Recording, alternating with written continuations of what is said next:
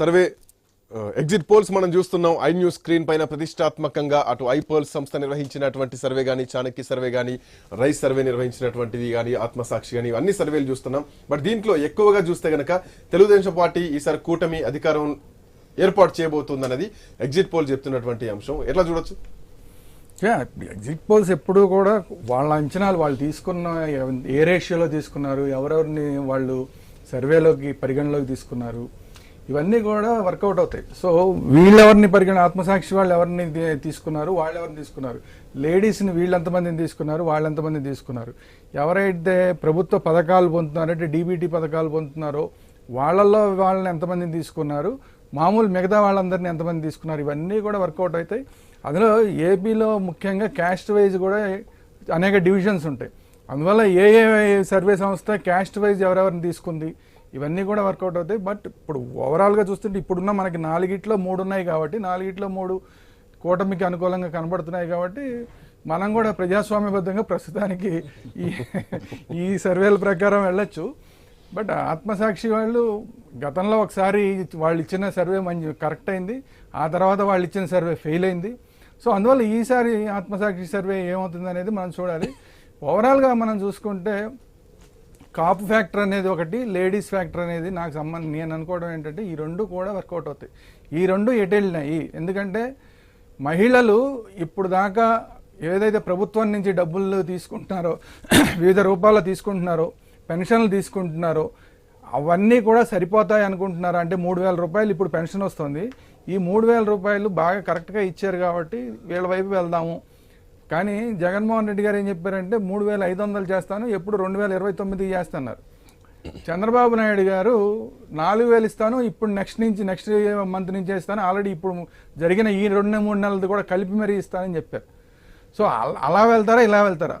నాకు తెలిసి ఏంటంటే ఏ నోటు మీద అయినా సరే గాంధీ గారి బొమ్మ ఉంటుంది తప్ప జగన్మోహన్ రెడ్డి గారి బొమ్మ లేదా చంద్రబాబు నాయుడు గారి బొమ్మ ఉండదు.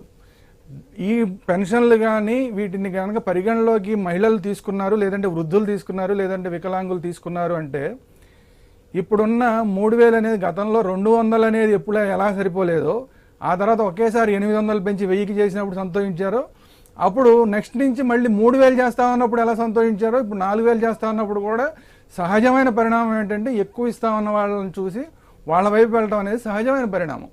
సో ఈ సహజమైన పరిణామానికి మహిళలు వృద్ధులు వెళ్ళారా, లేదా సహజ పరిణామానికి వ్యతిరేకంగా మాకు ఇంతతోనే తృప్తి ఉంది అని తృప్తి పడ్డారా? ఎందుకు తృప్తి పడతారా పడరా అనేది మనకి ఈ డబ్బులు పంచే కార్యక్రమంలో మాకు డబ్బులు ఇవ్వలేదు అని చెప్పి అపార్ట్మెంట్ వాసులతో సహా మాకు డబ్బులు ఇవ్వలేదని పోట్లాడిన సందర్భాలు మనకు కనబడుతున్న సందర్భంలో, అంటే లోయర్ మిడిల్ క్లాస్ మాత్రమే కాకుండా హయ్యర్ క్లాస్ అనుకున్న వాళ్ళు కూడా ఈ ఓటుకి నోటు కోసం అని చెప్పి వెంపర్లాడుతున్న సందర్భంలో గాంధీ గారే కనబడతారు తప్ప జగన్మోహన్ రెడ్డి గారు చంద్రబాబు నాయుడు గారు కనబడరు. కాబట్టి ఎక్కువగా ఈ నోట్ల మీద గాంధీ గారు ఎన్నిసార్లు కనబడుతున్నారన్న దాని మీద ఆధారపడి ఉంటుంది. అది 4,000 చంద్రబాబు నాయుడు గారు ఇస్తున్నారు కాబట్టి సో అటువైపు వెళ్ళి ఉండొచ్చు. అది కాకుండా ముఖ్యంగా దీంట్లో ఫ్రీ బస్ అనేది ఇప్పుడు 2 రాష్ట్రాల్లో సక్సెస్ అయ్యింది. కర్ణాటకలో ఫ్రీ బస్ అన్నారు, అక్కడ కాంగ్రెస్ పార్టీ అధికారంలోకి వచ్చింది. దాన్ని చూసి తెలంగాణలో ఫ్రీ బస్ అన్నారు, ఇక్కడ కాంగ్రెస్ అధికారంలోకి వచ్చింది. వీళ్ళిద్దరిని చూసి చంద్రబాబు నాయుడు గారు ఫ్రీ బస్ అన్నారు.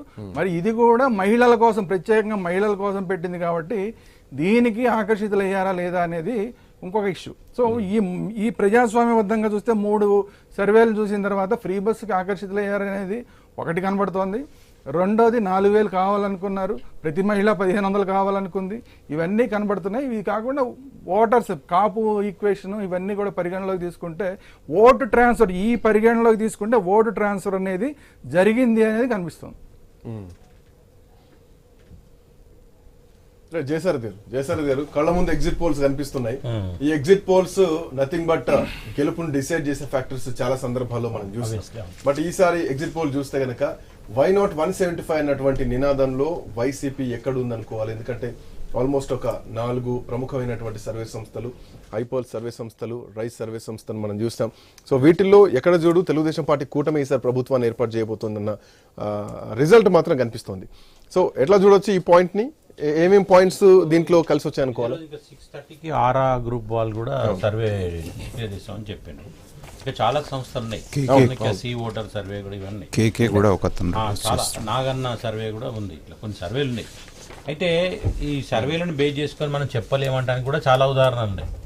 చెప్పొచ్చు, చెప్పలేకపోవచ్చు. లాస్ట్ టైం చూస్తే ఏమైంది, ఇదే లగడపాటి గారు మనం అంతా మీడియా అంతా కవర్ చేస్తుంటే ఏం చెప్పారు, దాని విరుద్ధంగా రిజల్ట్ వచ్చింది. బెంగాల్లో అట్లనే రిజల్ట్ వచ్చింది. అంటే విభిన్నంగా ఫలితాలు వచ్చినటువంటి సందర్భాలు ఉన్నాయి. కాబట్టి మనం అక్కడ ఈ ఎగ్జిట్ పోల్స్ని బేస్ చేసుకొని పలానా ప్రభుత్వం వస్తుంది, పలానా ప్రభుత్వం రాదు అని చెప్పడానికి వీలేదు. కాకపోతే ఏంటంటే ఎక్కువ మంది యొక్క అంచనాను మనం ఒక అవగాహన మేరకు తీసుకొని వాటి గురించి మాట్లాడుకునే పరిస్థితి ఉంటుంది. ఇక్కడ ఐపల్స్ అంటే ఇప్పుడు ఐ న్యూస్కు సంబంధించిన సంస్థేనా? అది కాదు, దానికి సంబంధం లేదు, అంతేనా? కాబట్టి అంటే అట్లా నేను ఏమంటున్నా మీ సంస్థనా అని చెప్పి నేను అడుగుతాను క్లారిఫికేషన్ కోసం.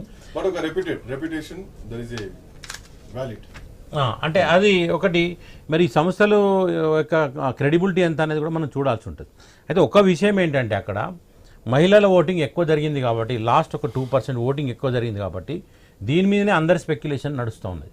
అర్ధరాత్రి వరకు ఓటింగ్ ఎందుకు అయింది, 12-1 గంట వరకు ఎందుకు ఓటింగ్ వేశారు, ఎవరు వేశారు, ఏ సెక్టర్ వేశారు అంటే ఓటింగ్ తీసుకున్నటువంటి పర్సంటేజ్ని బట్టి కూడా పోలైనటువంటి వాటిలో ఏ సెక్షన్ ఎంత తీసుకున్నారు, యూత్ ఎంత తీసుకున్నారు, మహిళలను ఎంత తీసుకున్నారు, వృద్ధుల యొక్క శాంపిల్స్ ఎన్ని తీసుకున్నారు, ఇట్లా అంటే అన్ని చేసిన తర్వాత ఈ సర్వే యొక్క శాంటిటీని మనం గుర్తించాల్సి ఉంటుంది. అయితే ఇక్కడ ఈసారి ఎన్నికల విషయానికి వచ్చినట్టయితే 3 పార్టీలు ఒకటైనాయి కాబట్టి ఫస్ట్ పాయింట్ ఏం కౌంట్ అయింది, ముగ్గురు ఏకమైతే మేము అధికారంలోకి వస్తాము అనేటువంటిది ఫస్ట్ నుంచి వాళ్ళు చెప్పిండ్రు. పవన్ కళ్యాణ్ ఎక్కువగా దాన్ని క్యాంపెయిన్ తీసుకొచ్చిండు, ఓటు చీలడం వల్లనే వైసీపీ గెలుస్తుందని చెప్పిండు.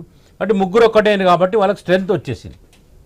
ఇక జగన్మోహన్ రెడ్డి నేను ఒక్కడనే ఉన్నా, నాకు పథకాలను మాత్రమే నమ్ముకున్నా అనేది ఆయన క్యాంపెయిన్ చేసింది. అయితే మీరు ఇంతకుముందు చెప్పి నోటు ఇంపాక్ట్ చూపిస్తుంటే నోటు ఇంపాక్ట్ లేకున్న సందర్భాలు కూడా ఉన్నాయి. లాస్ట్ టైం ఏమైంది, ఇదే పసుపు కుంకుమ డబ్బులు పంచింది, గెలవలే. తెలంగాణలో ఈటల రాజేందర్ అన్నప్పుడు దళిత బంధు కోసం డబ్బులు వేసారు, లక్షల రూపాయలు వేసారు, 10 లక్షల రూపాయలు వేసారు. ఆయన అక్కడ ఈటల రాజేందర్ గెలిచింది. అన్ని సందర్భాల్లో మనీ ఒక్కటే ప్రభావంతో గెలుస్తారని మనం అనుకోలేం, స్కీమింగ్ కూడా. అట్లాగే పోయినసారి కూడా జగన్మోహన్ ఈ